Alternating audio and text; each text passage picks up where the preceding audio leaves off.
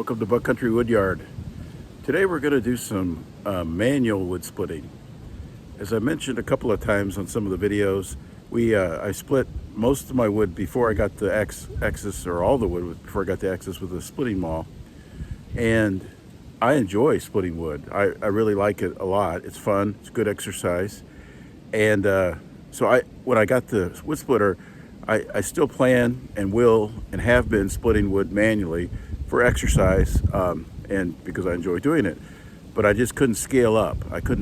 It was splitting was the barrier to building the inventory of wood I would need if I wanted to sell wood and expand my inventory so I can age the wood so that I can be prepared to sell it or use more in the future. So but I still, as I said, want to split some wood. So I thought I'd go through, I thought this video would be about manual splitting. I'll show you what I use and some of the thoughts I have around splitting. Now, there are a lot of wood splitting purists out there and some fun YouTube channels even to watch. People who do a lot of splitting and have some pretty fancy traditional axes and splitting mauls. Again, because I used to do a reasonable amount of volume, wanted to protect myself from overstrike. So I had an all metal wood splitter and I'll show you that here in a second, that I used for a lot of years and finally broke, and then I've been trying to find another one. But before we get into the actual splitting mauls, I thought I'd show you the rounds we're going to try to attack today. So we have some big ones here and then a few smaller rounds, all oak. And those big ones, just to give you a feel, I managed to manhandle one of these long enough to weigh it, and got 194 for a medium size of this one. So probably this one would be heavier than that, these two, and that one might be slightly lighter or about that weight. So they're pretty hard to manhandle. Just me picking them up and putting them in the side by side to move them around and go split to the splitter. So if I'm going to move them, I usually at least split them once. But today we're going to see what we can do to split up, maybe not all of this, but enough of it to fill up the side by side. Now let's get into the actual splitting mauls. So this splitting maul here, I believe I will put the weights in the when I post the video. I will weigh these. I didn't have the opportunity to do that before. I'm already out here in the woods, but I'll weigh these. I think it weighs about 14 pounds, and this is kind of my go-to wood splitter, or the splitting maul I use for probably 25 years. But I didn't do a lot of splitting until we actually had an indoor fireplace, and I also started helping my father-in-law, which has been in the last 6-7 years.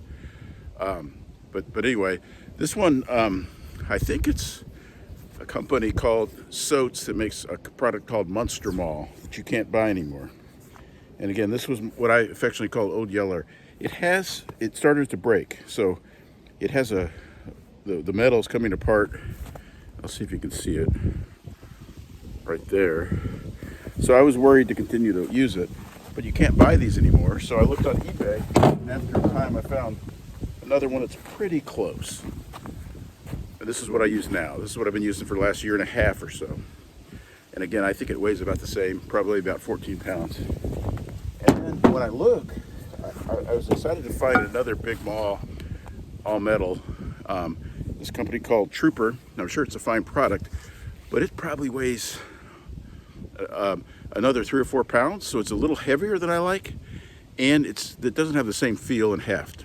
So I didn't enjoy splitting with this one. So I keep looking for those on eBay, those Soats Monster Mauls that were, I think they probably came out in the 60s or 70s and had a run until 80s or 90s maybe, and then not available. Because I think when I got this one, it had been like a last available kind of thing, and I think like I said, I've had it for 25 years, so late 90s maybe.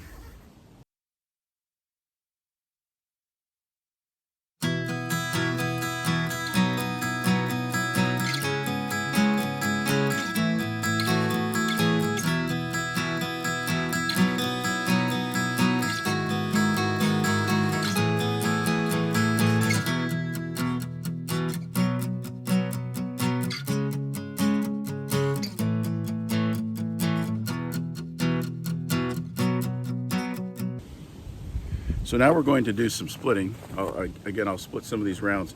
On the big logs, like I showed you, if they don't split easily, what I tend to do, and what I think most people do, is start working from the outside. So taking chunks from the outside and then working in. And then, yeah, so let's see what we can split. Again, I'm not going to probably split all of this, but we're going to split until we get a good load in the side-by-side.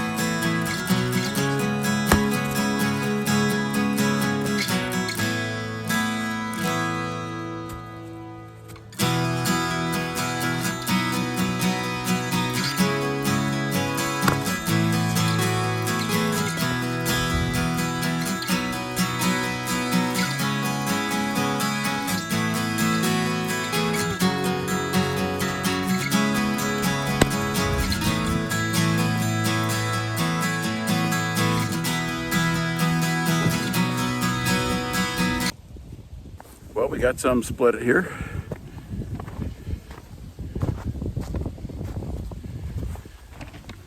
So, like I said, I really enjoy manually splitting, but it does take time.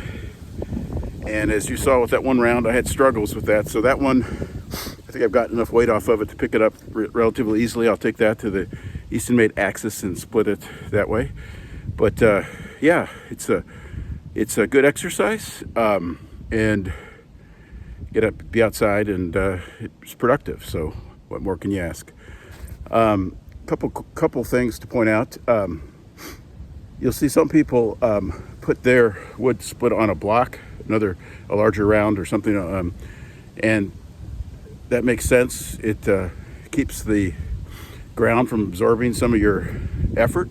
So in other words, if your ground absorbs it, it kind of acts like a sponge. You're wasting effort, and it might not split as easily. But if the ground, or if the surface underneath the wood is hard, it will resist and give you more, I guess, money for your effort, if you will. But the reason why I don't do that is, for one, it takes, it's an extra step. I already got to pick up the rounds to, or stand them back upright if they fall over. And I know you can put them in tires or wrap rope around them, but I was usually splitting in a big area and didn't really want to take the time to do that. So that's why I don't typically do that. I suppose I would do that if I was trying to do something like split two rounds at once, or something that you really wanted to make sure you get full force. I also don't sharpen my splitting maul. You saw that it's kind of a hard triangle, and it just has to have enough edge to bite into the wood, and then the extreme angles do the split right away. If you're using an axe, you want it to be pretty sharp, but I don't think you need to do that with a splitting maul, especially the kind I'm using. And then I have a question for you. If you guys know the song from Morgan Wallen, I think it's called "Cover Me Up" from a few years ago. I like the song. I like Morgan Wallen quite a bit, but he says at one point, "It's cold outside, and I ain't going out to chop wood," and that bothered me because that's something you probably have to think about a year ago, right? Because you got to age your wood so that you don't get creosote in your chimney. And I guess if you have an outside boiler, not as picky about that, but still, I always thought that was kind of funny. But anyway, I think that's it for now. Thanks for tuning in. See you next time.